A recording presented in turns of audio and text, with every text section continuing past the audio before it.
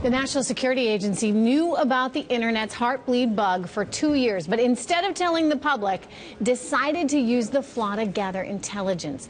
Bloomberg News reporter Mike Riley broke this story and joins me right now from Washington. Mike, tell me, how did this all work? So this is actually what the NSA does. They have more than 1,000 people whose job it is to really look at software code, and especially really important software code that covers a lot of the internet. What they're looking for is flaws. They're looking for vulnerabilities that they can use, that their hackers can use to get into computers. If you contrast that with the open source security community, they have a small number of researchers who spend a lot of time trying to maintain the integrity of the code, and they just missed this one. The NSA did not. So they totally missed it. I mean, what does that tell us about our own ability to regulate and prevent these kinds of things from happening? I mean, I think this is a really important moment in people's awareness of internet security. I mean, one of the things that we know is that code has flaws in it, and that those flaws are used by hackers to access our sensitive information. The most motivated people on the planet to find those flaws and to use them are intelligence agencies, not just the NSA, but China's intelligence agency, Russia's intelligence agency, Israel's intelligence agency. They devote a huge amount of resources to do this. They have a lot of equipment. They have a lot of very sophisticated techniques.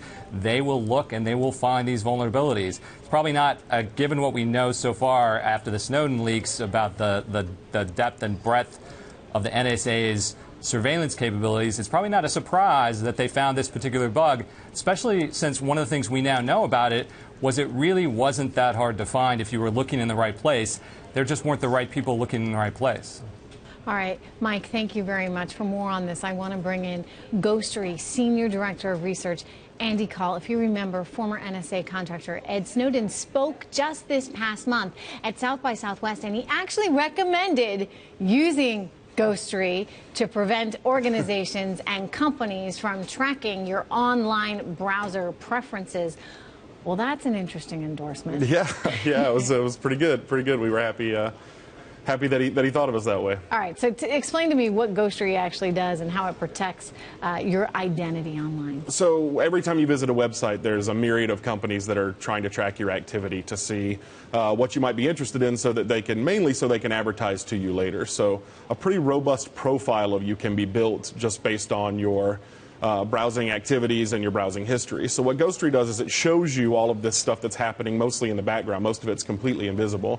We show you all the stuff that's happening, and we allow you to block that interaction if you'd like. Okay, and so they can't tell who's actually behind the IP address? It actually hides it that well? Yeah, so anytime you visit a website, there has to be code on the site that actually phones home and shares things like your IP address, what you're reading, the other information about your computer. We just interrupt that code from ever leaving your browser, so you sort of never phone home in the first place. All right, what's it cost to do this? It's absolutely free. So it's free? Yeah, so the way we support ourselves is that our users can opt in to share information with us about the data collectors that they encounter. Mm-hmm. It's an anonymous panel, so we don't track our users because that would be counterproductive. Interesting. But so the government can't come to you and say, we need to know who that was? We take a lot of steps to anonymize all of our data so that even if anybody were to try to mine it, there wouldn't be anything. Andy, I got to ask you, though, on the one hand, yeah, privacy is great. On the other hand, if you're someone who's up to no good, mm-hmm.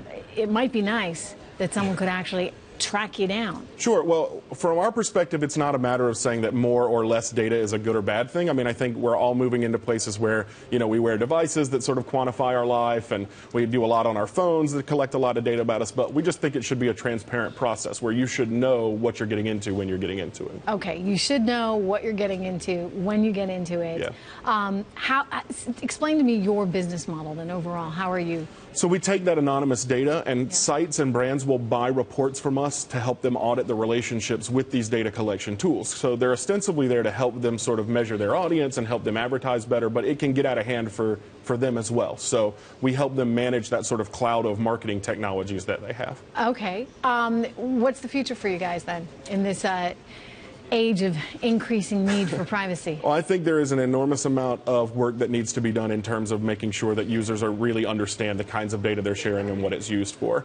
I think that we can get to a place where people are comfortable about sharing data if they really understand exactly how it's being used, later in the future. Yeah, I think that's everybody's sort of concern here. How much data really can be collected on all of us. Right, and as long as I understand what it is, I may be willing to make the trade-off. Like if it's a scenario where you're going to do better job sort of giving me advertisements that I'm interested in, okay, maybe I'm okay with that. But if it's a scenario where you're sharing information about my personal health or browsing habits with the government or something like that, that may be something that I want to stem on my end.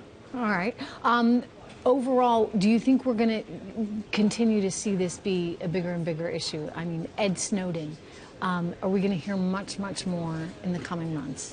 Absolutely. I mean, there's sort of an immovable, an unstoppable force against an immovable object, which is we're all sharing more and more and more as technology allows us to quantify our lives more and more and more. So there's going to be more data out there, right, to use, and so we're certainly going to continue. See a hero in your mind? Snowden? It's a big debate. Yeah. Look, I think anytime anybody makes it more transparent, that's a good thing. So absolutely, yeah.